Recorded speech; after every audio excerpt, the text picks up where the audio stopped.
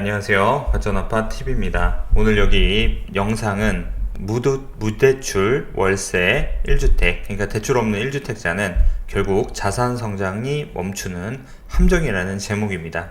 이것도 저희 이제 유료 컨설팅으로 인해서 이제 사례를 좀 설명드리도록 하겠습니다.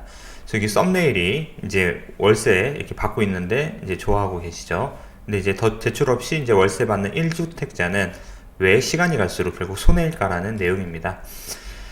안녕하세요. 가천아빠TV입니다. 유료 상담을 통해서 갈아타기 성공 사례를 좀 설명드리도록 하겠습니다. 이제 초보 투자자 입장에서 많이 일어나는 실수이니까 좀 참고하시면 좋을 것 같고요.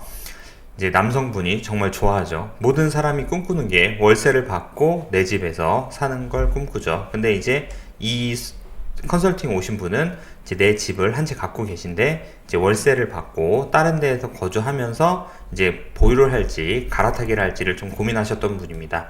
이제 내용은 이렇습니다. 고객은 이제 신혼 때 부천에서 2억짜리 아파트를 매수해서 이제 대출을 갚으며 실거주하고 있었습니다. 이제 이후 집값이 좀 올랐겠죠. 아파트가 이제 3억이 됐고 대출은 전액 상환했고 이제 아이가 나오면서 부모님 댁에 이제 아이를 맡기면서 무상으로 들어갈 수 있는 기회가 생기면서 고민을 하기 시작합니다.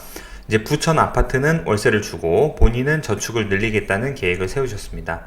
이제 겉으로 보면은 좋은 선택처럼 보이지만 상담을 진행하면서 저는 이 판단이 오히려 잘못된 방향이라고 생각을 했습니다.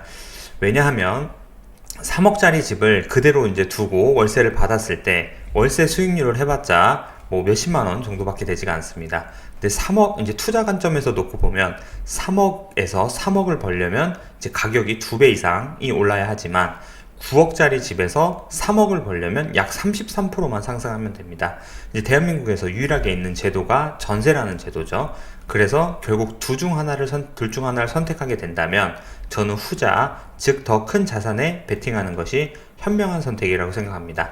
같은 10%만 올라도 3억짜리는 3천만원이 오를 테고 9억짜리는 10%가 오르면 9천만원이 오릅니다. 물론 이게 하락장 때는 또 거꾸로가 될 수 있지만 어쨌든 지금 상승장 24년도의 얘기입니다. 그래서 이분한테는 적극적으로 이런 상황을 설명을 드렸고 이제 실제로 어떤 아파트로 이제 예시를 들어서 갈아타는 걸 했는지 한번 보겠습니다. 경기도 부천시 원미구 중동에 있는 설악주공 아파트입니다.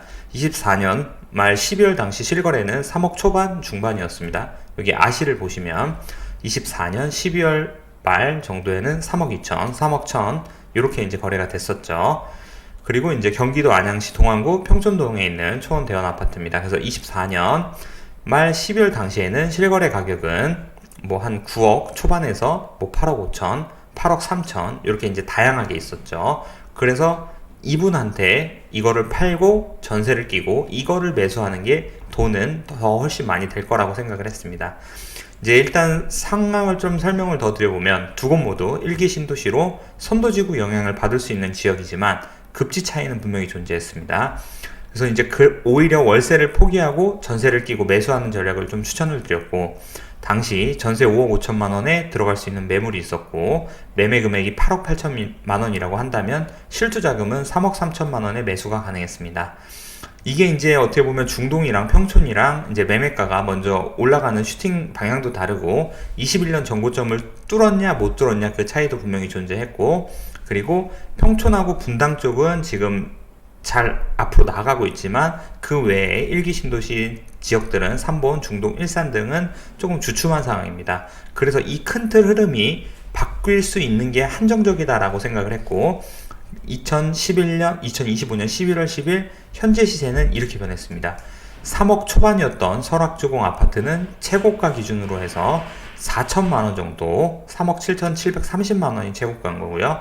8억 후반, 중반, 9억대였던 초원대원 아파트는 최고가 11억 3천만원까지 거래됐습니다. 물론 이 1층은 좀 시세라고 보기는 어렵고 대부분 중층 기준으로는 뭐 11억 3천, 11억까지 거래가 됐죠.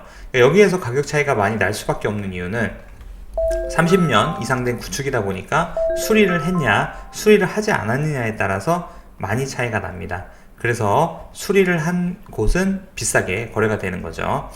그래서 이 투자 사례의 핵심은 시세 차익을 크게 얻으려면 매매가 총액이 높은 곳에 투자해야 된다는 겁니다. 그래서 많은 분들, 초보분들이 실수하시는 게 뭐냐면 내가 실거주 하던 아파트가 이제 대출을 다 갚아서 이거에 조금 월세에 대한 유혹이 있어서 계속적으로 월세를 받고 싶어 하십니다. 근데 이 월세에 대한 유혹을 벗어나지 못하면 큰 자산에 투자를 하지 못하는 겁니다. 그래서 월세 수입은 생활의 보탬이 될 수는 있지만 인생을 바꾸는 수준의 변화를 만들어내진 못합니다. 해당 투자자분은 갈아타기 전략으로 기존 자산 대비 약 2억 원 이상의 시세 차익을 얻었습니다. 지금 현재가 그렇다는 거고 앞으로는 더 벌어질 수 있습니다. 그래서 이 영상을 시청하시는 분들 중에 내가 대출 없이 월세를 갖고 있는 1주택자라고 계신 분이 있다고 하면은 지금이라도 좀 더 큰 자산에 갭 투자를 하셨어야 됩니다. 하지만 지금 서울 모든 지역의 이제 투기과열지구로 토지거래허가구역으로 묶였다 보니까 전세를 안고 매매를 못하고, 그리고 경기도 일부 지역도 다 묶였습니다. 이렇게 되면 지금 어떻게 보면 신속통합기획으로 설정되지 않은 서울 재개발 빌라 쪽으로 세팅을 하게 된다면 오히려 더 큰 시세 차익을 얻으실 수 있다고 생각합니다. 부동산 컨설팅 또는 가전아파의 유료 상담이 좀 필요하신 분들은 여기 ott10 naver.com으로 문의 주시면 연락드리겠습니다. 상담은 1시간 대면 상담으로 진행됩니다. 영상 시청해주셔서 감사하고요. 모든 분들이 더 잘 되셨으면 좋겠습니다. 구독과 좋아요, 알람 설정 부탁드리겠습니다. 감사합니다.